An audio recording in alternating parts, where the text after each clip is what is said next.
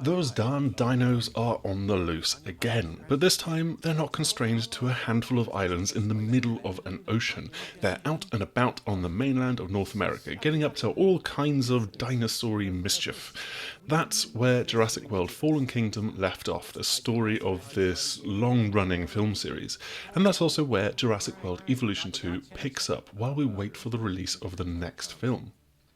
Obviously, this is a huge ecological crisis for America to deal with, as dozens, if not hundreds of different dinosaur species are suddenly released into the wild, competing with indigenous creatures. And that's before you consider suburban households facing the prospect of having a bunch of Compsognathus rummaging through their trash instead of raccoons. The main part of Jurassic World Evolution 2 will deal with this problem, the story campaign. The government steps in, it's the Department of Fish and Wildlife, and they're trying to manage the situations. For some reason, that means turning to film protagonists Claire Dearing and Owen Grady, despite their rather integral role in creating this huge crisis, and trusting in their expertise to start the wider capture and preservation efforts of these animals. To start things off before our capture session, we got to try out the first campaign mission, which takes you to Arizona, giving you a partially constructed facility, having you capture and then start the preservation efforts for things like the baryonyx and the triceratops. It's immediately clear that Frontier is leaning into more of the conservationism side of their game, which is also seen in their other series, Planet Zoo, and this game will take you to more extreme climates that the dinos are ending up in. However, for our hands-on and our capture, we were playing the Chaos Theory mode, and this is a series of what-if scenarios set in and around the narratives of the film franchise. Frontier has already explored some of this with the Return to Jurassic Park expansion for the first game, but they have taken this idea and they've run with it for the sequel. We got to go hands-on with the second scenario in the game, an alternate take on the story of the Lost World Jurassic Park, to give it its official film title. In this scenario, things don't go ridiculously off the rails to the extent that a T-Rex rampages through the surprisingly empty San Diego. Or at least, not yet, anyway.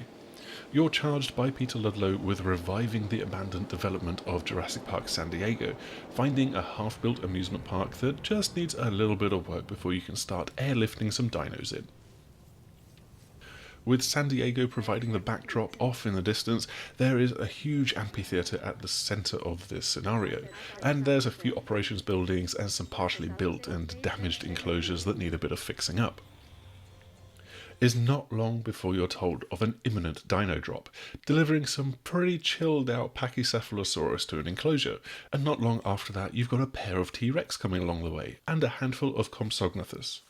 If you know what you're doing, it'll be easy to start to accommodate their needs, sending over your ranger team to perform some quick status checks on the creatures to see how comfortable they are in their new homes.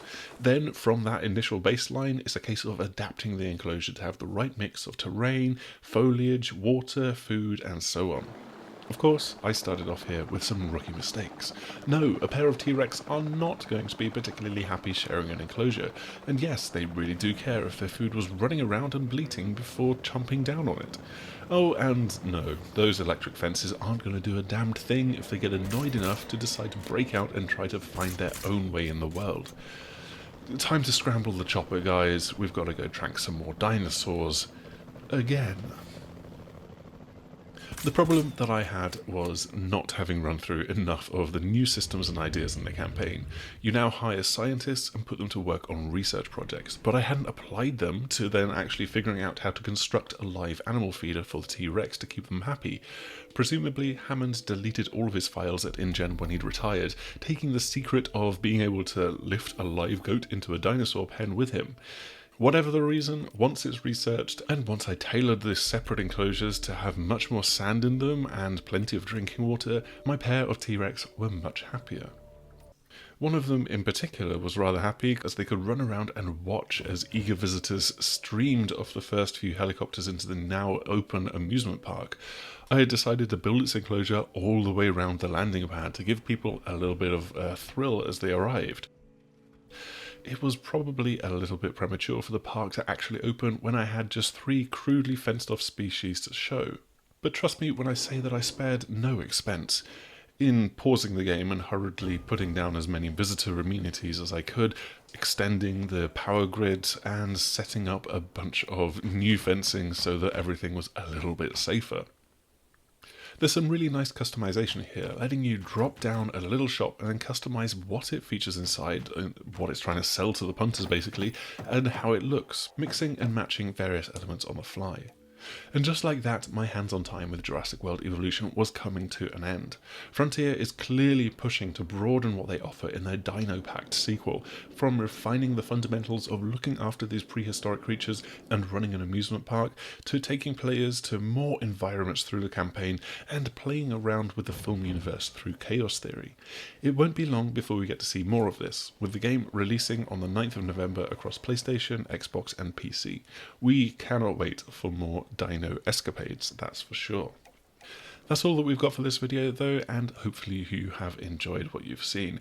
Make sure to like, subscribe, share, click the bell icon, the usual YouTube things, but also consider coming over to the sixthaxis.com where we've got all of our written news, previews, features and plenty more gaming stuff for you to savour. Hopefully we will see you again soon. Goodbye!